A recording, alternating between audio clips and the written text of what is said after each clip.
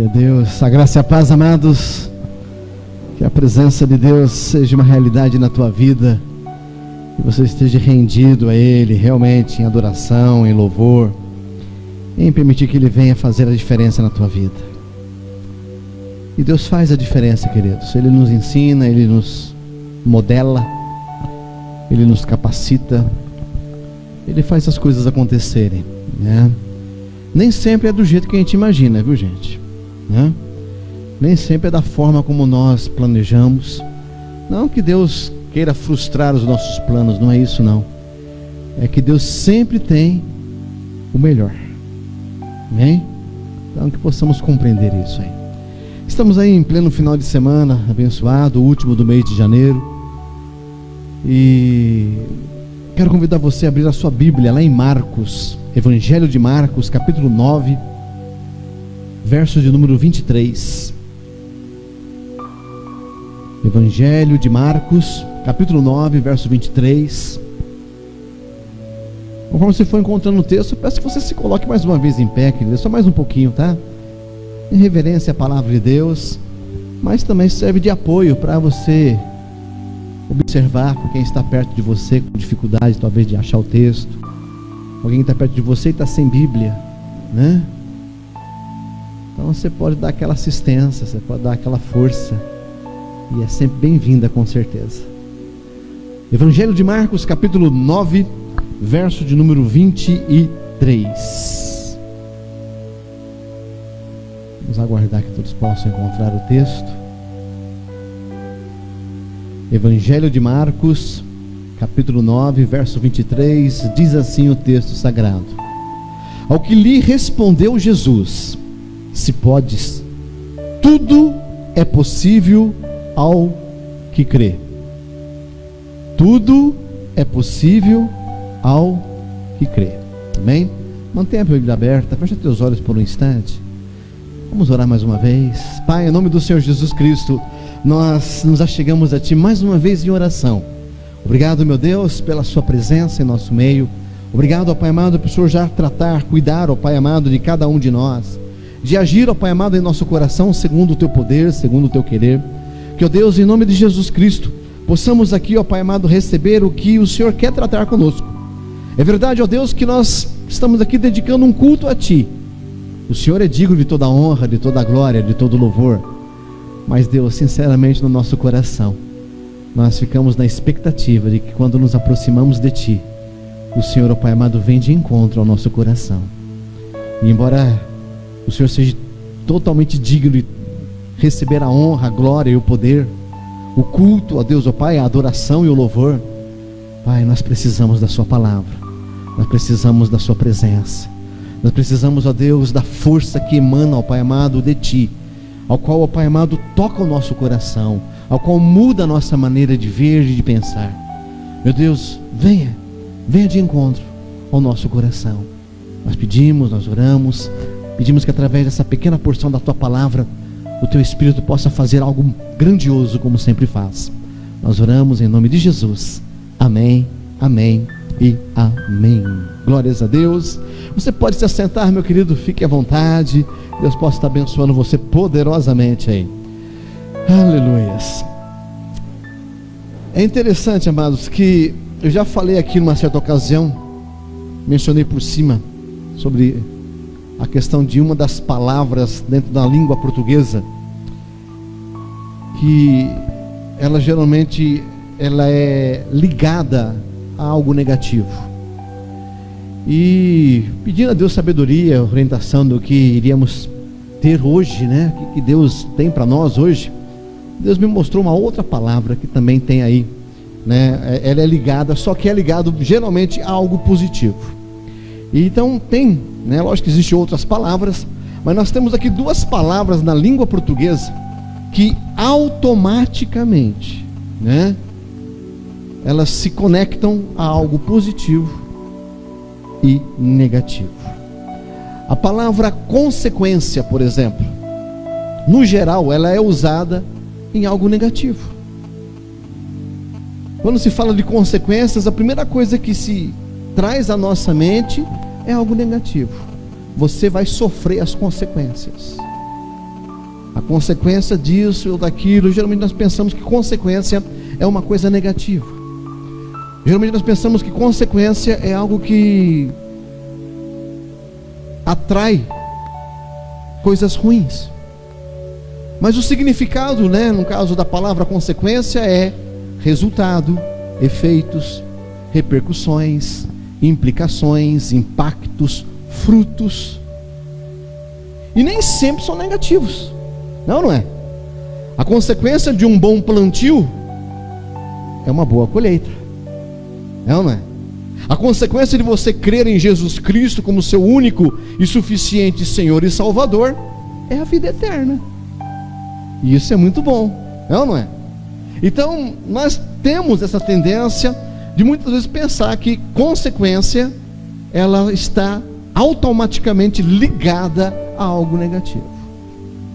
Por outro lado, uma outra palavra que também nós ligamos, mas só que quase que automaticamente, só que ligamos para algo positivo, é a palavra possibilidade. Não é?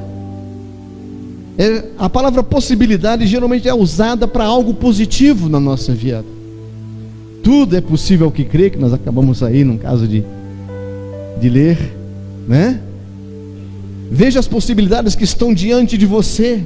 Quando você fala isso para alguém, automaticamente a pessoa pensa em algo bom, em algo agradável, em algo que possa realmente gerar coisas positivas, coisas atraentes, E o significado da palavra é condição do que é possível, do que pode acontecer, e que nem sempre é positivo.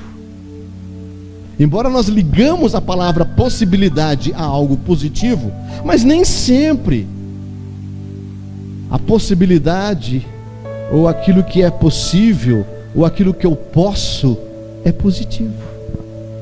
É possível sermos assaltados, não é? É possível sofrermos algum acidente.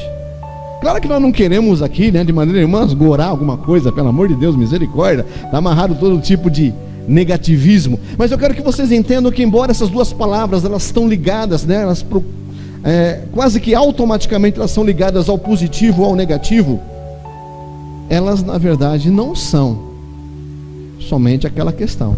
Consequências não é só negativas, possibilidades não são só positivas.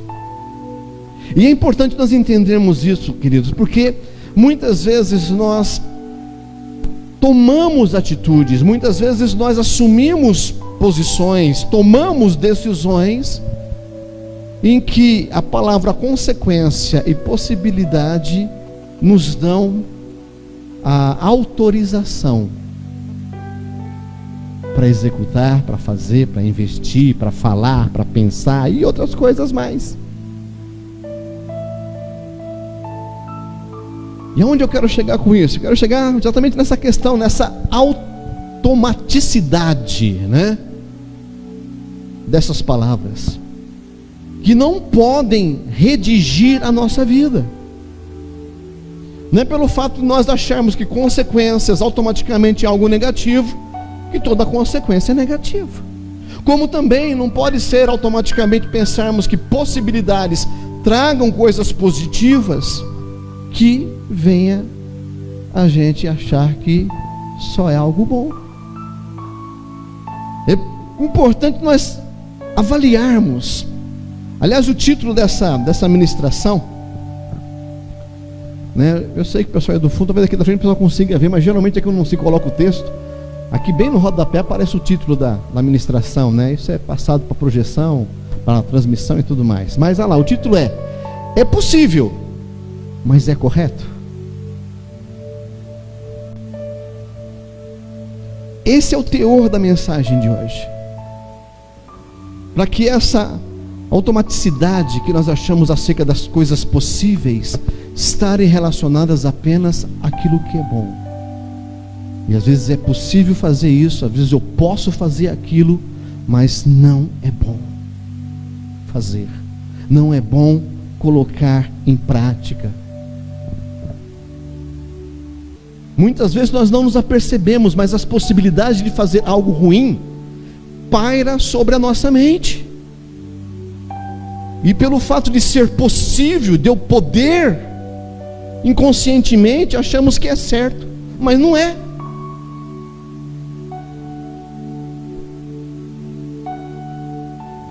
Eu quero compartilhar com vocês uma história dentro da palavra de Deus. Vou precisar da ajuda do pessoal lá da projeção. O primeiro texto em 1 Reis 11, 29. Coloca para mim, por favor. Conta a história de um camarada que ele tinha talvez, excelentes intenções, e por ter o coração voltado, em ter essas boas intenções, Deus levantou um homem de Deus, levantou um profeta e se dirigiu a ele. Esse camarada se chama Jeroboão. É um nome meio esquisitão, mas é o nome dele. E aqui tem um pouquinho do começo da história. Antes disso aqui ele já tinha tido já algumas situações, já tinha servido já o rei Salomão, houve algumas desavenças, aquela coisa toda. Ele não concordava muito com aquilo que Salomão fazia, e Salomão estava realmente fazendo algumas coisas meio atrapalhadas. E aqui aconteceu o seguinte, sucedeu nesse tempo que, saindo Jeroboão de Jerusalém, o encontrou o profeta Aías, o silonita, no caminho. Esse se tinha vestido de uma capa nova, e estavam sós os dois no campo. Aías, o profeta, pegou na capa nova que tinha sobre si, rasgou-a em 12 pedaços e disse a Jeroboão: toma 10 pedaços, porque assim diz o Senhor, Deus de Israel. Então está tendo um recado profético ali. E o que ele disse? Eis que rasgarei o reino da mão de Salomão, e a ti darei 10 tribos. O povo de Israel eram divididos em 12 tribos. E aqui estava tendo uma profecia sendo revelada a esse camarada chamado Jeroboão, de que ele estaria, no caso, o reino que Salomão, o reino unido que Salomão estava administrando, seria rasgado, seria, no caso, repartido, seria rompido por causa das atitudes do próprio Salomão, e que nessa divisão Salomão ficaria apenas com uma pequena parte ali da tribo de Benjamim não, de Simeão, e toda a tribo de Judá, a qual Salomão era descendente. As outras demais tribos estariam debaixo, a partir desse momento, a partir daquele momento que isso acontecesse, estaria sob o governo de Jeroboão. Então nós encontramos aqui uma direção que Deus deu a um homem, a alguém que buscava a revelação, buscava a direção, buscava a orientação do Senhor. E esse homem foi conduzido até lá ao campo, onde estava, no caso, Jeroboão. Jeroboão estava saindo de Jerusalém. Ele passou uma temporada no Egito, porque Salomão estava infringindo ali, uma pressão muito forte sobre ele. E ele estava indo embora de Jerusalém. Nesse caminho ele encontra o profeta, e o profeta fala isso para ele, fala: meu filho, você vai ser rei sobre 10 tribos de Israel. Uau!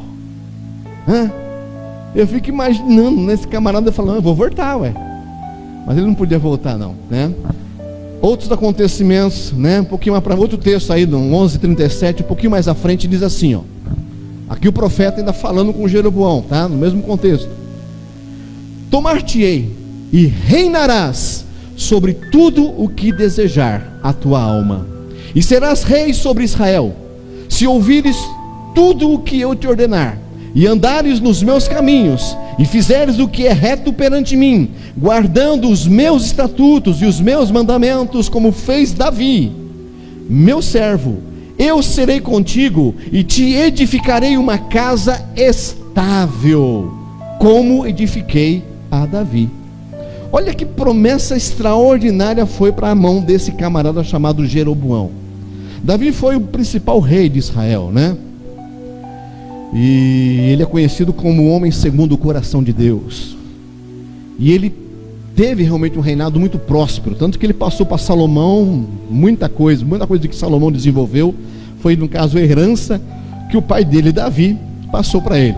E aqui estava se dizendo o seguinte: fala, olha, Jeroboão, o negócio é o seguinte: eu vou fazer você rei, diz o Senhor, e se você me obedecer, se você seguir os meus mandamentos, se você, no caso, seguir os caminhos certos, eu vou tornar o seu reinado estável, da mesma forma que Davi teve, Da mesma forma do reinado que Davi teve, que foi próspero, que teve as suas conquistas, que teve a sua estabilidade, essa promessa eu trago para você.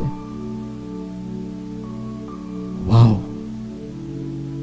Que grande responsabilidade, mas também que grande bênção, né? A promessa se estende a um nível equiparado ao reino de Davi, gente. A possibilidade é extraordinária, é ou não é?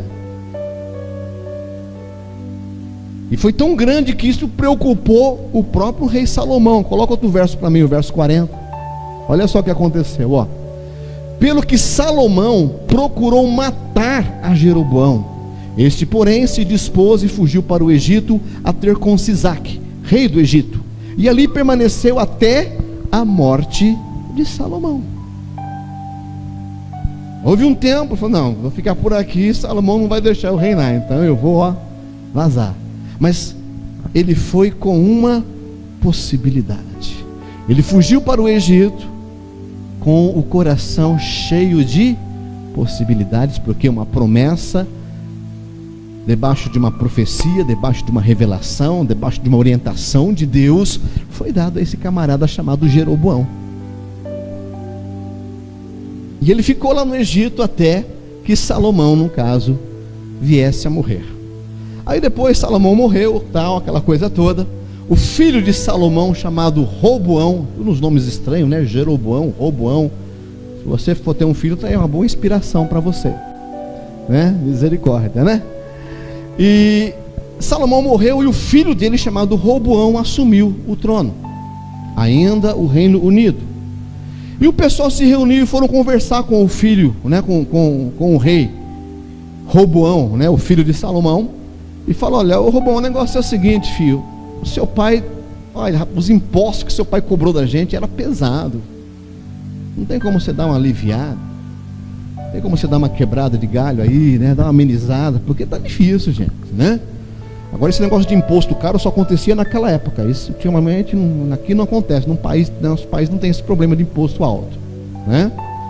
Mas Roboão ficou ali, foi buscar conselho, conversou com os mais experientes, os conselheiros que eram do seu pai. E ele falou, não, atende o povo, tal. Mas Roboão era um filhinho de papai, né? Salomão, o homem mais rico do mundo, imagine o que esse camarada tinha, né? Ele foi se aconselhar com os amigos dele. E os amigos dele falaram, não, que bobagem, nada. Você tem que aumentar esses impostos. Esse povo está com muita moleza. E Roboão acatou o conselho dos amigos, dos jovens amigos dele. E chegou para o povo e falou, o negócio é o seguinte, gente, né? Se meu pai machucava vocês com chicote, eu vou machucar vocês com escorpiões.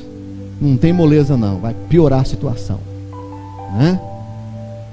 E aí o que aconteceu? Aconteceu que o povo ficou ali, né, revoltado com isso, aquela coisa toda. E aconteceu que, coloca o texto para mim para eles acompanharem mais fácil, 12:20. Tendo ouvido todo Israel que Jeroboão tinha voltado, mandaram chamá-lo para a congregação e o fizeram rei sobre todo Israel. Ninguém seguiu a casa de Davi, senão somente a tribo de Judá. O povo ali se revoltou, falou, não, Jeroboão está chegando do Egito. Essa conversa de que ele seria rei, a coisa se espalhou, tanto que Salomão queria matar ele, se pudesse. Ele falou, não, chama Jeroboão, a gente não tem nada a ver com a casa de Davi. Que Roboão fique com a tribo dele, que Roboão fique com os impostos dele, que fique com o povo dele. Nós vamos ali, no caso, tomar uma outra postura. E a profecia aqui aconteceu. Jeroboão foi, no caso, proclamado rei. Aquilo que havia apenas como uma possibilidade, agora era uma realidade. Jeroboão se torna rei sobre Israel, dividindo o reino em norte, que é o reino de Israel, e sul, que é o reino de Judá, aonde o filho de Salomão continuou governando. Aquilo que parecia impossível aos olhos humanos se torna possível por conta de Deus. A possibilidade, dentro do ponto de vista positiva, ao menos para Jeroboão e os demais israelitas, estava em cima. Estava beleza, estava em ordem. E houve esse rompimento, Roboão quis até, no caso, levantar uma guerra, mas Deus impediu. Falou: não vão guerrear entre irmãos não. O que está sendo feito é debaixo da minha autorização. E foi dividido o reino. O reino do norte, Israel, as 10 tribos, e o reino do sul, Judá, né, com a tribo principal de Judá. E olha só o que acontece dentro das possibilidades, dentro daquilo que era possível fazer. Coloca para mim aí 12:25. Um texto um pouco mais longo, mas olha só o que aconteceu. De Jeroboão edificou Siquém, na região montanhosa de Efraim. Siquém é uma cidade, e passou a residir ali. Dali edificou Penuel, um outro lugarejo, uma outra cidade. Disse Jeroboão consigo, olha só, que ele começou, no caso, a pensar, começou a conversar com os seus botões, e olha só o que aconteceu. Disse Jeroboão consigo: agora tornará o reino para a casa de Davi, se este povo subir para fazer sacrifícios na casa do Senhor em Jerusalém. O coração dele se tornará a seu senhor, a Roboão, rei de Judá, e me matarão, e tornarão a ele, ao rei de Judá. Pelo que o rei, tendo tomado conselhos, fez 2 bezerros de ouro, e disse ao povo: basta de subirdes a Jerusalém. Vês aqui teus deuses, ó Israel, que te fizeram subir da terra do Egito. Pôs um em Betel e outro em Dan. Deixa eu explicar o que passou, né? Por que ele pensou dessa maneira. Com o reino unificado, gente, principalmente quando Davi assumiu, e depois com Salomão construindo o templo, um majestoso templo de adoração. Esse templo foi construído na cidade de Jerusalém, e esse templo ficou ali, no caso, como o centro religioso de toda a nação.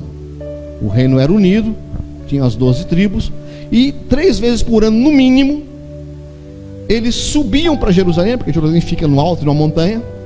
Eles subiam para Jerusalém para ir no templo adorar ao Senhor, no mínimo 3 vezes por ano. E isso foi estabelecido no reinado de Davi, antes mesmo do templo ser construído, e depois ficou ainda mais consolidado no reino de Salomão, quando ele construiu o templo. A preocupação de Jeroboão foi a seguinte: rapaz, pelo menos 3 vezes por ano o povo aqui de Israel vai subir para Jerusalém para adorar o Senhor. Chegando lá, o pessoal de Judá vai fazer a cabeça deles, eles vão se voltar para o reino de Judá, vão me matar, e eu vou perder essa boquinha de reinado. O que ele pensou? Eu posso fazer o seguinte. Mandou fazer 2 bezerros de ouro. Bezerro de ouro, mas eu vou te falar, é uma pedra no sapato de todo aquele que crê em Deus, viu? Muitas vezes nós temos bezerros de ouro e não percebemos que temos. Mas ele fez 2 bezerros de ouro, colocou um na cidade de Betel e colocou outro na cidade de Dan, né? E não fez só isso não. Vira o texto para mim, por favor. Olha só. Jeroboão fez também santuários nos altos, e dentre o povo constituiu sacerdotes que não eram dos filhos de Levi. Fez uma festa no 8º mês, no dia 15º do mês, igual a festa que se fazia em Judá, e sacrificou no altar. Semelhantemente fez em Betel, e ofereceu sacrifícios aos bezerros que fizera. Também em Betel estabeleceu sacerdotes dos altos que levantara. No 15º dia do 8º mês, escolhido a seu bel prazer, subiu ele ao altar que fizera em Betel, e ordenou uma festa para os filhos de Israel. Subiu para queimar incenso. Ou seja, vocês não precisam subir para Jerusalém, gente. Tudo que tem lá tem aqui, e da melhor qualidade. É mais perto, é mais barato, não é? E financiado pelo meu governo. Então, não tem necessidade de vocês irem, não tem precisão de vocês irem até Jerusalém. Fiquem aqui, adorem os bezerros de ouro, Não precisa ir diante daquela majestosa construção que é o templo. Não, aquilo é bobagem. Os bezerros de ouro são os deuses que tiraram vocês do Egito. Então vocês fiquem por aqui, vocês se estabeleçam por aqui. E foi o que ele fez. Olha o estrago que esse camarada fez, gente. Era possível os israelitas se voltarem a favor de Judá por estarem indo para Jerusalém adorar a Deus? Era possível Jeroboão criar um mecanismo para que seu povo não tivesse que ir para Jerusalém adorar a Deus? Era, e foi o que ele fez. A possibilidade gerou a prática dessas ações. Ele falou: eu posso fazer isso, eu posso fazer alguma coisa diferente aqui, eu sou o rei, eu posso fazer aqui um mecanismo, gerar aqui uma estratégia para que o povo não vá para Jerusalém e eu corra o risco de perder o meu reinado. Eu posso fazer isso, e fez. Ele viu a possibilidade de fazer algo que pudesse favorecê-lo, independente daquilo que ele já conhecia de Deus, independente daquilo que Deus revelou a ele. Lembra da profecia? Se você andar nos meus caminhos, nos meus mandamentos, você vai ter um reinado estável, você vai ter uma estabilidade no reinado como tinha Davi. Mas ele não levou isso em consideração. Ele apenas pensou nas possibilidades, e possibilidades negativas. Gente, não é só porque é possível que é correto. E é aqui que nós falhamos. Quando nós achamos que determinada coisa é possível para nós, só que essa coisa é errada.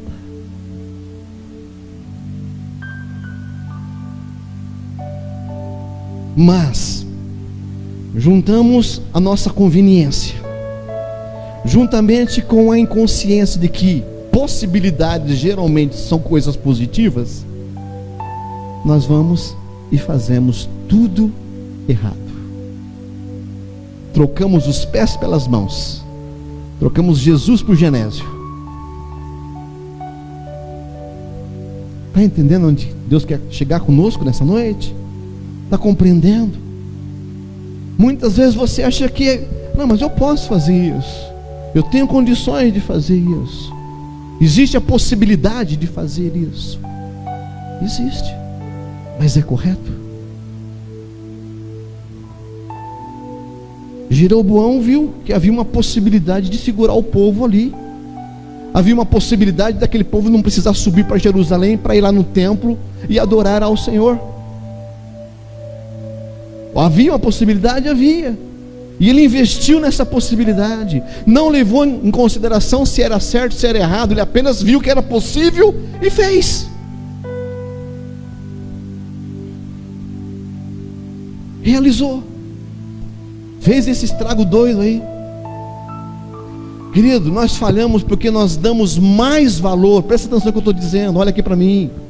Nós damos mais valor às possibilidades do que aquilo que é correto. Se você fazer um levantamento das coisas erradas que permeiam ou permearam a tua vida, você vai ver que o negócio foi porque houve a possibilidade de você fazer aquilo errado, e você fez. Volto a dizer, juntando a sua conveniência e a ideia automática de que possibilidades é coisa positiva.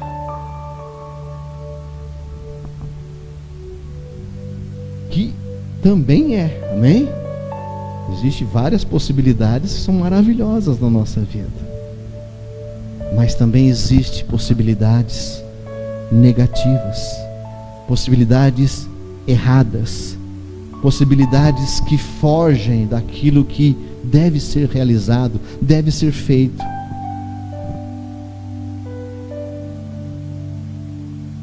Nós damos mais valor às possibilidades do que àquilo que é correto. E eu vou aqui me aprofundar um pouco mais, querido, porque eu tenho visto e ouvido algumas coisas absurdas. As pessoas se utilizando da palavra de Deus, da Bíblia, para poder ter o aval de fazer o que bem entende. Tudo é possível ao que crê. Jesus disse àquele homem, e as pessoas pegam isso dentro da palavra de Deus e falam: não, eu posso fazer o que eu quiser. Tudo é possível que crê? Sim. Tudo posso naquele que me fortalece? Sim. Isso são verdades, mas não quer dizer que pode ser feito à torto e à direito. Não é porque é possível que deve ser feito.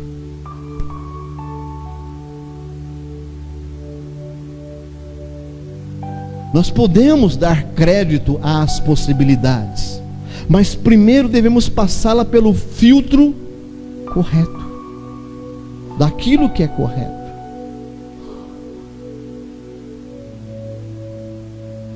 Você pode fazer um monte de coisa.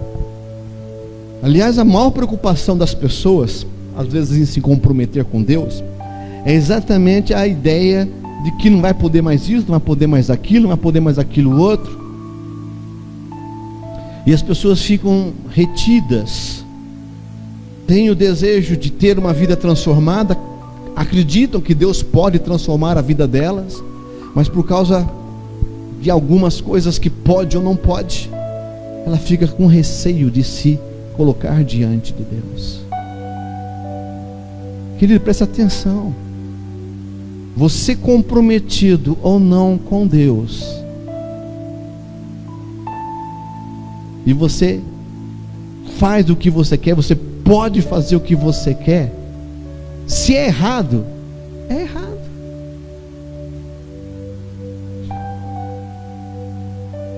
Você que não tem um compromisso, ou você que não quer um compromisso com Deus, mas acha que determinada atitude pode ser feita por você, e você sabe que é errado, mas você vai e faz, porque você pode fazer, é errado do mesmo jeito daquele que sabe que é errado e faz. Não vai isentar você do erro.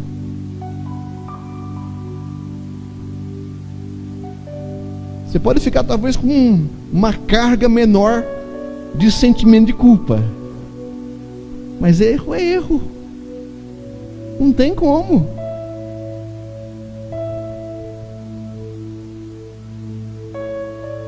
O que é necessário é entender isso, que podemos fazer, podemos. É correto? Essa é a outra. É baseado nessa resposta que você tem que tomar essa atitude de fazer, de poder fazer ou não poder fazer.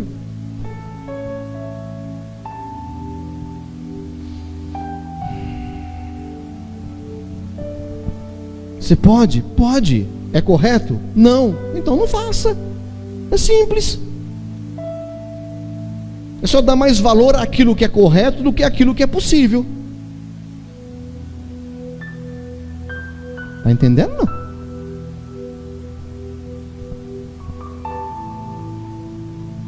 Jeroboão achou que era possível fazer o que fez, e fez. Foi correto? Não. E colheu as consequências. Coloca as consequências aí para mim, porque o pessoal acha que o cara saiu com a bênção. Olha só o que aconteceu com ele. Isso se tornou em pecado a casa, não só a vida de Jeroboão, tá?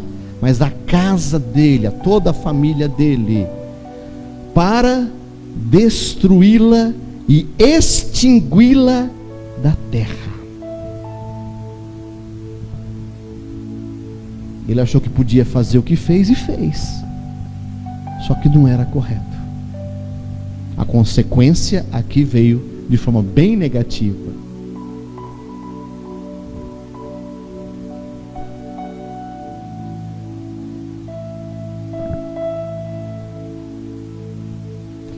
O apóstolo Paulo, ele deixa isso muito claro na sua primeira carta aos Coríntios. E nós muitas vezes fazemos vista grossa, não damos a devida atenção ao que Deus tem para nós. Eu sempre tenho dito para vocês, queridos, que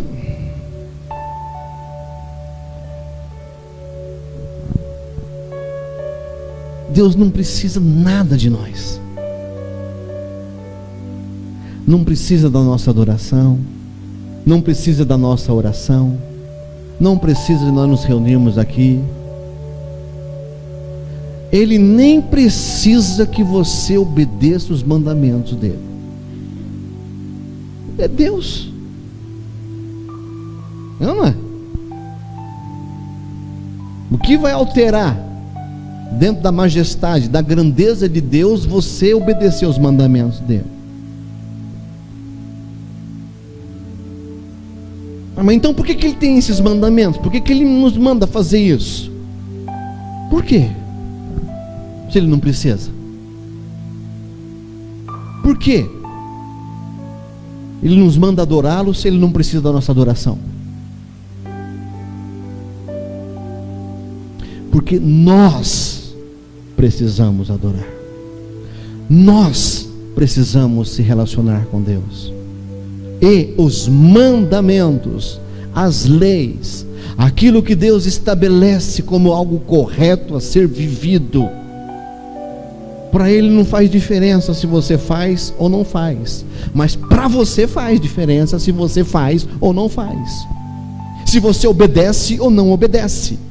Para você faz diferença, porque se você obedece, você é edificado, você amadurece, você cresce em todos os sentidos. Se você não obedece, Deus vai me castigar? Não, as consequências, e aqui faz bem lembrar a parte negativa de consequências, vai vir sobre você. Os mandamentos não são para nos destruir, os mandamentos não são para nos limitar, os mandamentos não são para tirar nossa alegria. Os mandamentos são para que nós possamos desfrutar com maior alegria.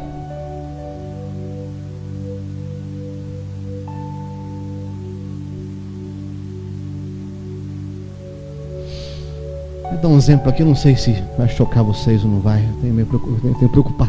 Sou preocupado às vezes em falar alguma coisa e você achar que é algo pessoal com você, meu querido, e não é essa a ideia. Mas qual é a maior alegria? Em qual das duas situações a alegria é maior? Aonde um casal de jovens, eles seguem a tradição, seguem a normalidade, ao qual planejam, investem, se casam dentro dos trâmites que devem ser realmente um casamento, seguindo todo o processo no civil, no religioso. O que é mais alegre? Um casamento assim? Ou aquele casamento em que a mocinha chega para a mãe e para o pai e fala: pai, mãe, estou grávida, eu e fulano nós vamos nos casar. Estão entendendo, querido? Por favor, eu não estou aqui jogando indireta para ninguém, pelo amor de Deus, tá, gente? Não preciso disso não, tá? Mas eu quero que você entenda por que os mandamentos de Deus são importantes para nós. Para que a nossa alegria seja maior, para que a nossa satisfação seja maior. E esse é um dos exemplos, eu poderia citar tantos outros aqui.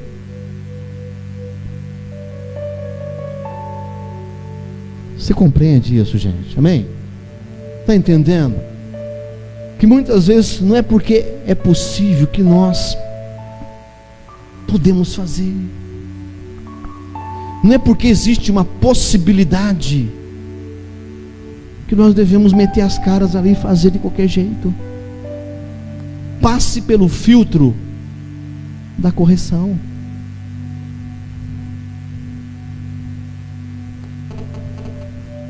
É possível? É. Pode ser feito? Pode. É correto? Não. Então não faz, poxa. É simples, já falei aqui.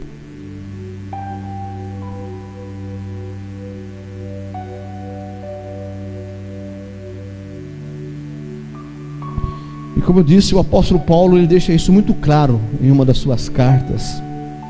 Coloca o primeiro texto para mim. 6:12. 1 Coríntios 6:12.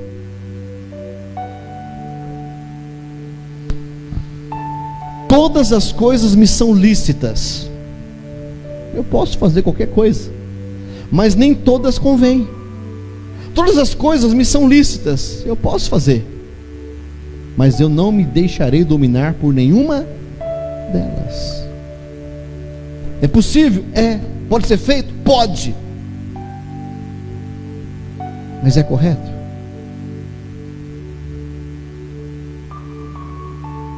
Nessa mesma carta ele repete isso. Coloca outro texto para mim, por favor. Lá em 10:23. Todas as coisas são lícitas, mas nem todas convêm. Todas são lícitas, mas nem todas edificam.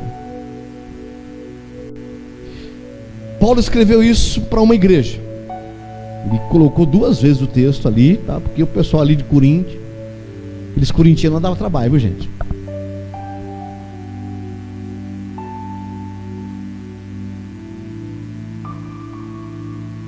Eles tinham um comportamento complicado. E é uma das igrejas que mais os dons do Espírito ali, no caso, é aflorado. Mas não tinham domínio próprio. Não tinham autocontrole.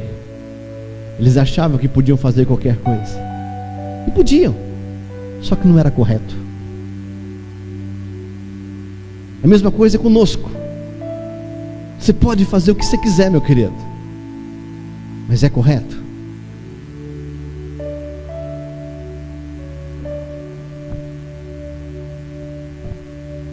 Nem tudo que é possível está engajado ao positivo, gente. Saibamos discernir. Não é porque eu posso fazer que significa que eu deva fazer.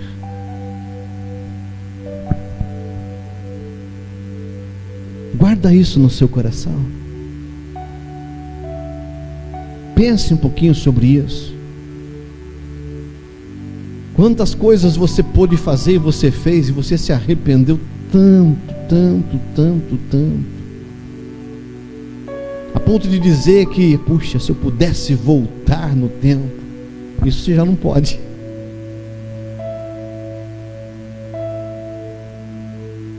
Abra o seu coração e deixa Deus filtrar isso. Uma coisa curiosa que ocorre muito no nosso meio cristão evangélico, é que as pessoas ficam buscando respaldos para poder fazer isso ou fazer aquilo outro.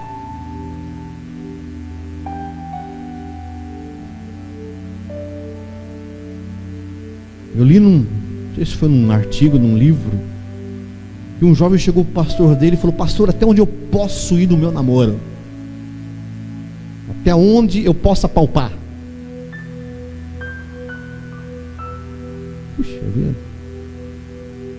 que conceito de namoro é esse?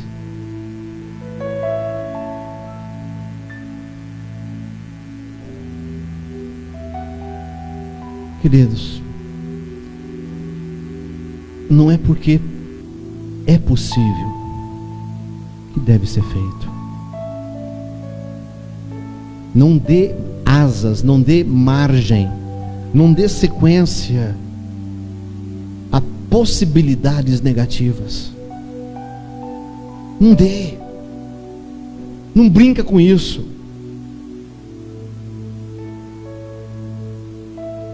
Não fica alimentando essas possibilidades negativas. E existem possibilidades negativas, não somente na história triste de Jeroboão, que arrasou com aquela nação, mas na sua própria vida você vai observar isso. aquilo que você pôde fazer, mas não era correto e você fez assim mesmo, você sabe o que você está colhendo. Você sabe o resultado disso. E o negócio começou com a possibilidade de fazer, gente. A possibilidade de fazer sem passar pelo filtro daquilo que é correto.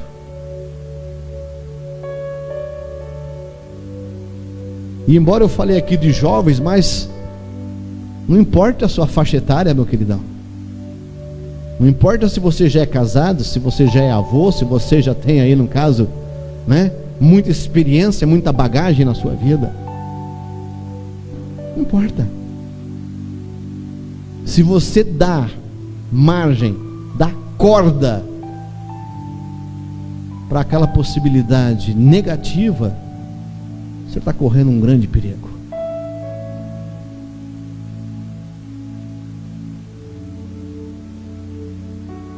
Então pensa sobre isso. Avalia isso no seu coração. Toma cuidado com isso. Não caia no erro de dar mais valor às possibilidades do que aquilo que é correto. Não caia nesse erro.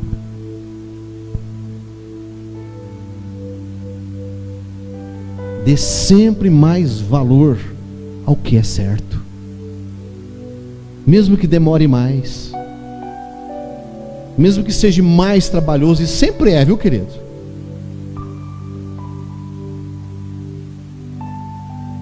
Sempre é. Aquilo que é correto sempre demora mais, sempre precisa de mais dedicação, sempre.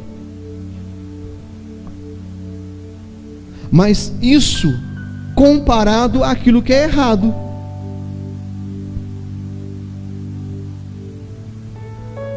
Porque aquilo que é errado, gente, é rapidinho. Para destruir é sempre mais rápido do que construir. Eu sempre tenho dado esse exemplo aqui. Para bagunçar essas cadeiras aqui, é só andar no meio delas aí, ó. É só atravessar aqui no meio aqui, ó. Sai cadeira para 50 lados. Mas para colocar elas ali em fileira, certinha, a ponto de você poder entrar, isso demora bem mais. Dá bem mais trabalho. Mas comparado ao erro.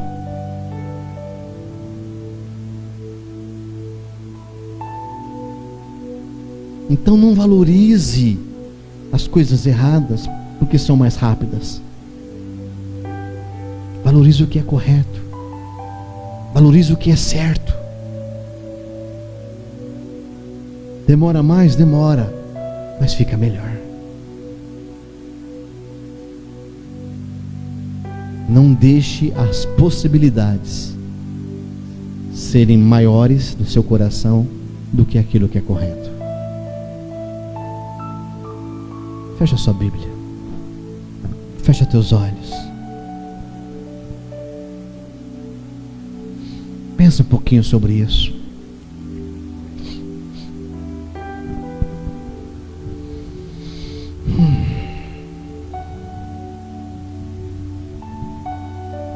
Olha para o teu coração. Fica pensando em outras pessoas. Não, a palavra foi dada para você.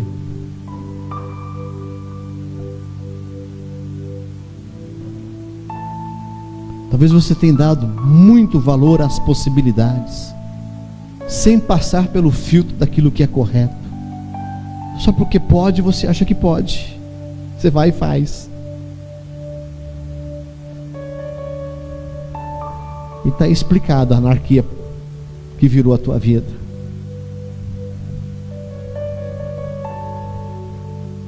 Seja sincero, querido.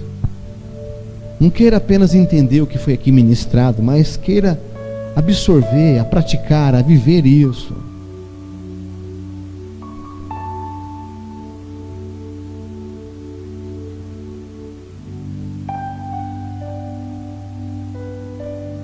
Muitas vezes nós colocamos desculpas, colocamos justificativas. Eu não sei o que passou na cabeça daquele doido de Jeroboão, mas talvez ele foi levado, não sei, vamos tentar aqui dar uma imaginada enquanto você vai aí refletindo sobre a tua vida. Mas talvez ele imaginou o seguinte: não, quem me colocou como rei foi Deus, pô. Eu não pedi para ser o rei de Israel, eu estava de boa indo para o Egito, e aquele profeta lá me veio com aquela palavra. Então quem me colocou como rei foi Deus, então eu posso fazer o que eu quiser. Eu sou rei aqui dessa nação de Israel, desse reino do norte, porque Deus me colocou aqui, então eu vou fazer o que eu quero. Não é assim. Deus tinha uma promessa tremenda na vida de Jeroboão. Se ele fizesse, se ele cumprisse aquilo que o próprio Deus havia determinado, se ele andasse nos caminhos do Senhor, se ele obedecesse às suas leis, os seus mandamentos. Mas ele ficou preocupado e começou a ver possibilidades sem passar pelo filtro daquilo que é correto.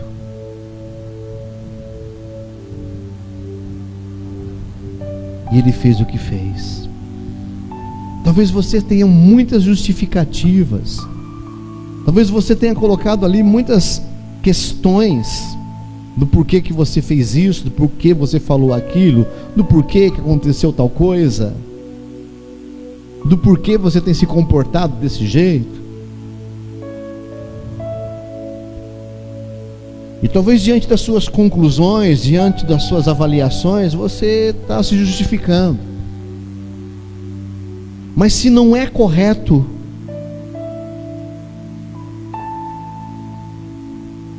não tem justificativa que resolva isso. Então, se você se encontra nessa situação,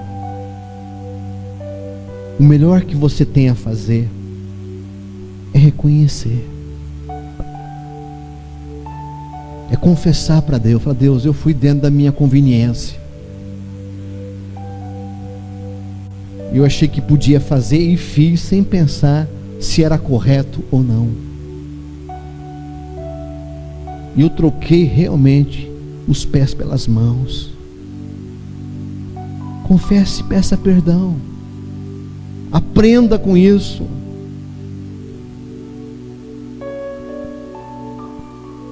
Aprenda colocando isso em prática, olhando para o seu coração, olhando para o seu interior.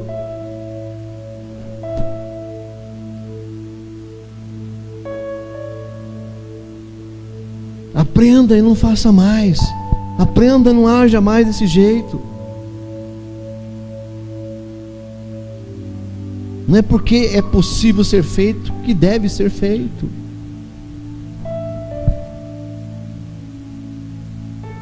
Olha para aquilo que está ao seu redor. A maioria das vezes nós pensamos nas questões, quando pedimos ou vivemos esse momento de reflexão, geralmente o que acontece é no nosso relacionamento com Deus. Pensamos no nosso relacionamento com Deus, na nossa atitude diante de Deus, o quanto Deus realmente sabe, o quanto nós fizemos aí de errado, de quanto nós invertemos os papéis. Mas estenda isso dentro da sua família, do seu casamento, do seu ambiente de trabalho, do seu ministério,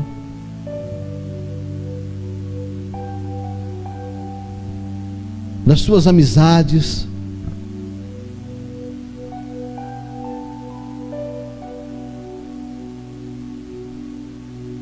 Então, não é porque existe a possibilidade de fazer que deve ser feito. Deus, em nome de Jesus Cristo, eu peço ao Pai amado que através do Teu Espírito Santo o Senhor possa estar cuidando de cada coração aqui, a começar pelo meu. Me ajude, meu Deus, e ajude cada um aqui a darmos valor àquilo que é correto, mais do que aquilo que é possível. Que possamos valorizar mais do que é correto, do que as possibilidades que surgem em nossa vida. Esteja, meu Deus, em nome do Senhor Jesus Cristo, cuidando, ó Pai amado, de cada um, ó Deus, que está reconhecendo que achou que podia fazer o que queria e agora está colhendo frutos amargos, frutos difíceis. Que haja um arrependimento e haja uma restauração, haja a sua bênção, ó Pai amado, ó Deus, transformando, mudando, fazendo as coisas serem diferentes.